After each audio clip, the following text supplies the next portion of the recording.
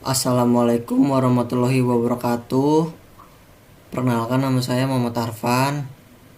Di presentasi kali ini saya ingin membahas tentang activity diagram. Apa sih activity diagram tersebut? Activity diagram itu ialah sesuatu yang menjelaskan tentang alur kegiatan dalam program yang sedang dirancang.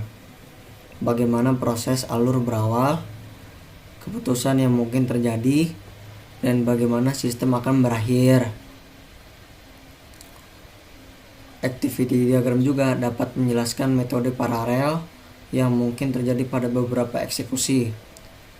Activity diagram ialah state diagram khusus, yang mana state ini berfungsi sebagai action dan sebagian besar transisi di-trigger oleh akhir state sebelumnya atau internal processing.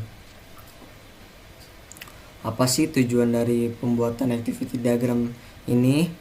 Yaitu untuk menjelaskan proses bisnis dan urutan aktivitas dalam sebuah sistem. Selanjutnya, untuk dipakai pada bisnis modeling untuk memperlihatkan urutan aktivitas proses bisnis. Selanjutnya, untuk struktur diagram ini mirip flowchart atau data flow pada perancangan terstruktur. Selanjutnya, bermanfaat apabila Anda membuat diagram ini terlebih dahulu dalam memodelkan suatu metode agar mudah memahami proses secara keseluruhan.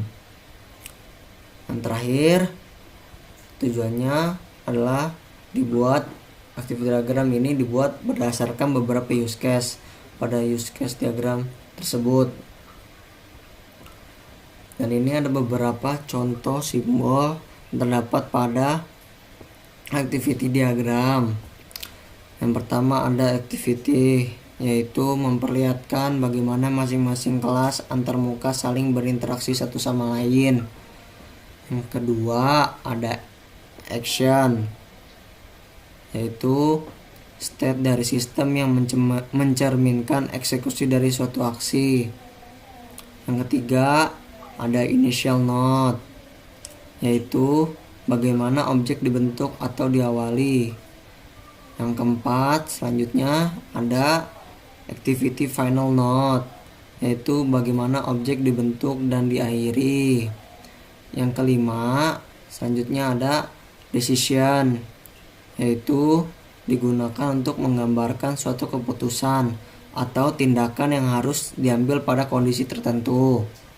Selanjutnya yang keenam ada line connector, yaitu digunakan untuk menghubungkan satu simbol dengan simbol lainnya.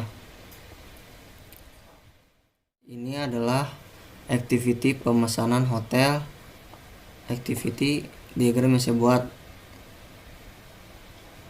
Pertama-tama, customer harus memasukkan username lalu melakukan login.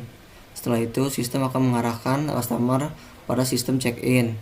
Setelah itu, sistem akan mengarahkan customer pada bagian atau sistem registrasi data. Setelah itu, customer dapat memilih kamar atau pilih kamar. Setelah itu, customer dapat melakukan pembayaran. Setelah itu dapat melakukan pembayaran.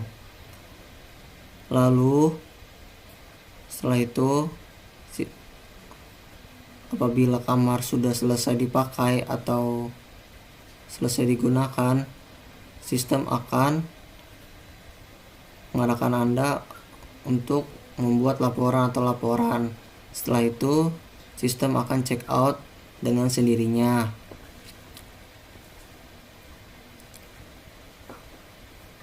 Kesimpulan dari diagram activity ini ialah sesuatu yang menjelaskan tentang alur kegiatan dalam program yang sedang dirancang, bagaimana proses alur berawal, keputusan yang mungkin terjadi, dan bagaimana sistem akan berakhir.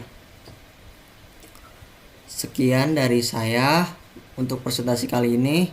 Apabila ada kurangnya mohon maaf. Assalamualaikum warahmatullahi wabarakatuh.